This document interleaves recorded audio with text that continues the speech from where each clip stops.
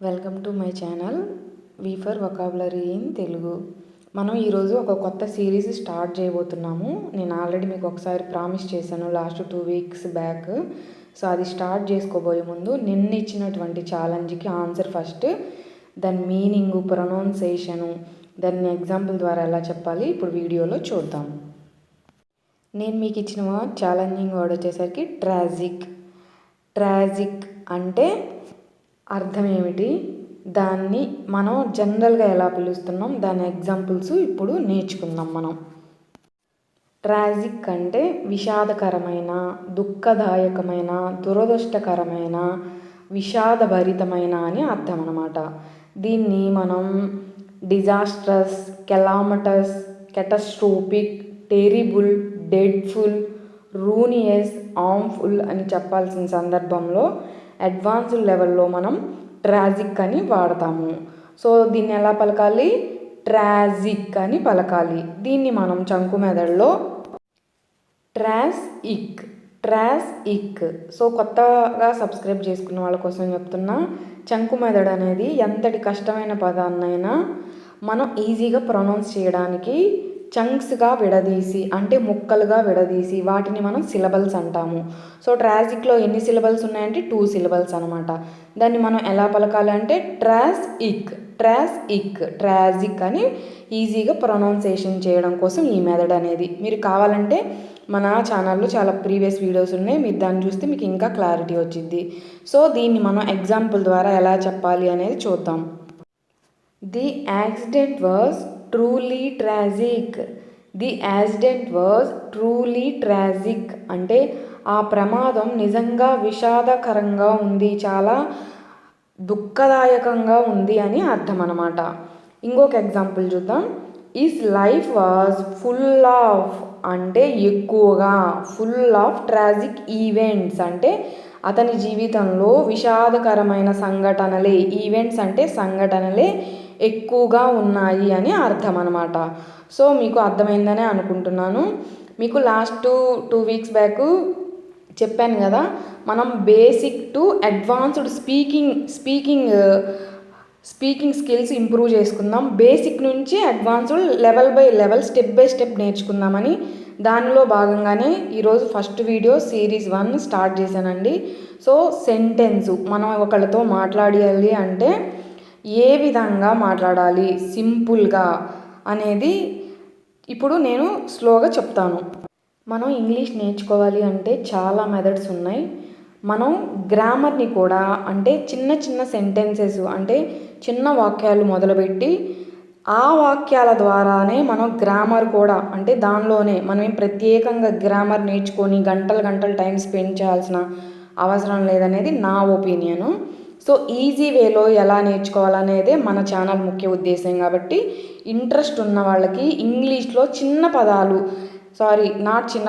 చిన్న వాక్యాల ద్వారా ఈజీగా మనం ఇంగ్లీష్లో ఫ్లూయెన్సీ ఎలా తెచ్చుకోవాలనేది ఈ సిరీస్ యొక్క ముఖ్య ఉద్దేశం. సో మీరు ఖచ్చితంగా ఈ సిరీస్ బాగుంది, ఇంకా ఫర్దర్గా వీడియోస్ చేయండి అని ఈ వీడియో కింద వచ్చే కమెంట్స్ని బట్టి నెక్స్ట్ చేస్తాను. సో ఖచ్చితంగా కమెంట్ చేయండి. సో ఫస్ట్ సెంటెన్స్ వచ్చేసరికి why are you shouting. Why అంటే ఎందుకు, ఆర్ యూ నీవు, షౌటింగ్ అంటే అరవడం అనమాట. సో నేను దీనిలో వొకాబులరీ కవర్ చేస్తాను, WH క్వశ్చన్స్ కవర్ చేస్తాను, ఈవెన్ గ్రామర్ కూడా నేను చెప్తాను అనమాట. మనం ఫ్యూచర్ టెన్స్ వాడుతున్నామా, అసలు ఎందుకు వాడుతున్నామా అన్నీ వివరంగా ఈజీగా. ఎలా అంటే మనం గ్రామర్ నేర్చుకోకపోయినా రోజు వింటూ ఉన్నా కూడా మనకి ఇంగ్లీష్ వాక్యాలు మనకు తెలియకుండానే మనం మాట్లాడేస్తాం అనమాట. సో అది నేను మీకు అంటే ఈజీగా వేరే వాళ్ళతో కమ్యూనికేట్ చేయడానికి బేసిక్ నుంచి అడ్వాన్స్డ్ ఈ సిరీస్ స్టార్ట్ చేయడానికి ముఖ్య ఉద్దేశం అది. సో చూద్దాం ఎంతవరకు వెళ్ళిద్ది అనేది. సో అర్థమైంది కదా. మనం జనరల్గా నువ్వు ఎందుకు అరుస్తున్నావు అని అంటూ ఉంటాం కదా, దాన్ని మీరు ఇంట్లో కూడా వాడుతూ ఉండండి, అప్పుడు ఈజీగా వచ్చేస్తుంది. వై ఆర్ యూ షౌటింగ్, ఎందుకు అరుస్తున్నారు అలా అన్నమాట. సో ఇంకొకటి second sentence, I don't feel like it. నాకు అలా అనిపించటం లేదు.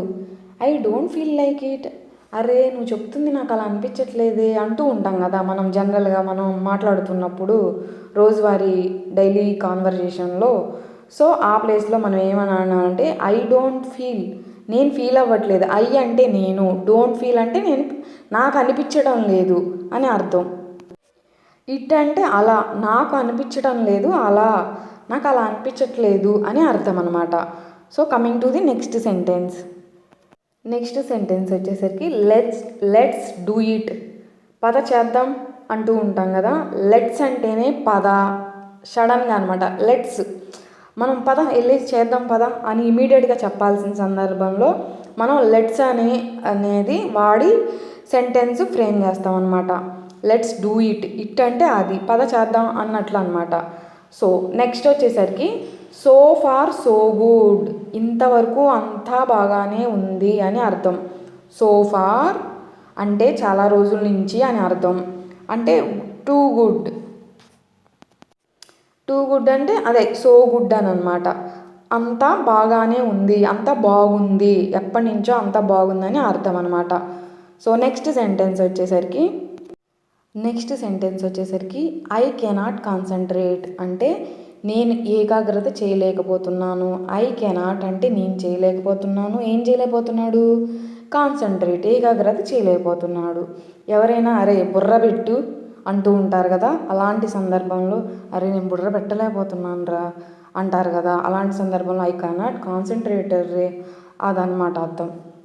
సో అలా మాట్లాడాలి మనం. సో నెక్స్ట్ సెంటెన్స్ వచ్చేసరికి they are making so much noise. They are making so much noise అంటే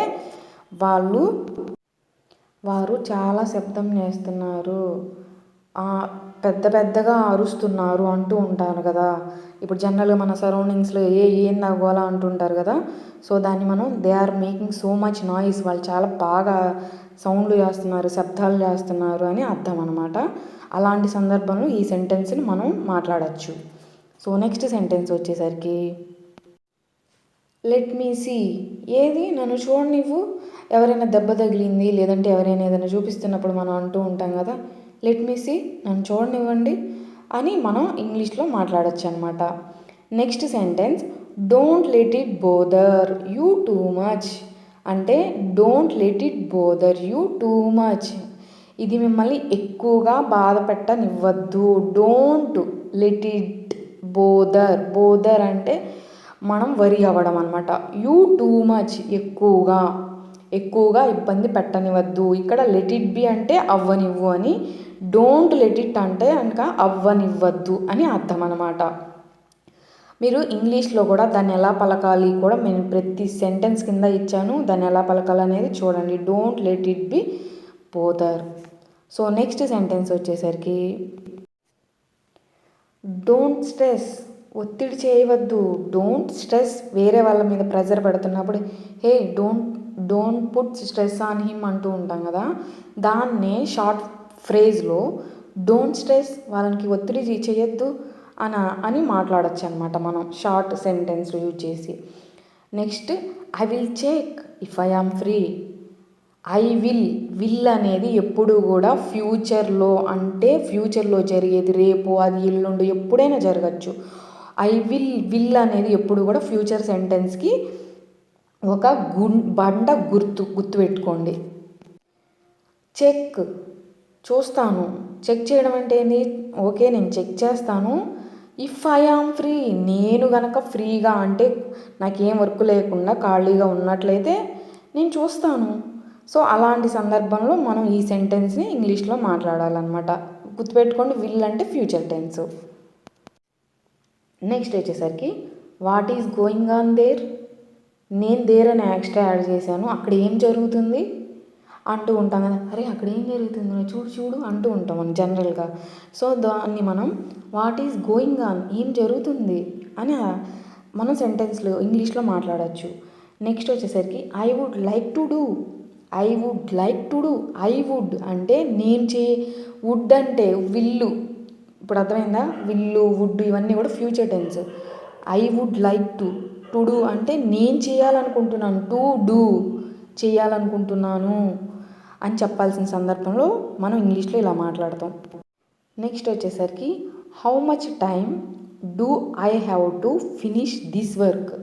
హౌ మచ్ టైం అంటే ఎంత టైము, ఓకేనా. హౌ మచ్ అంటే ఎంత, టైం అంటే time, do I have to అంటే నేను ఫినిష్ చేయడానికి,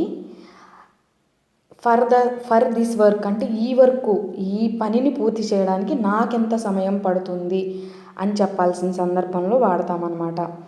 నెక్స్ట్ వచ్చేసరికి ఐ డిడెంట్ అండర్స్టాండ్, అసలు నాకు అర్థం కావట్లేదు. అబ్బా వాళ్ళు ఏం చెప్తున్నారు నాకు అర్థం కావట్లేదు, లిటరల్లీ నా లైఫ్లో ఏం జరుగుతుందో అర్థం కావట్లేదు.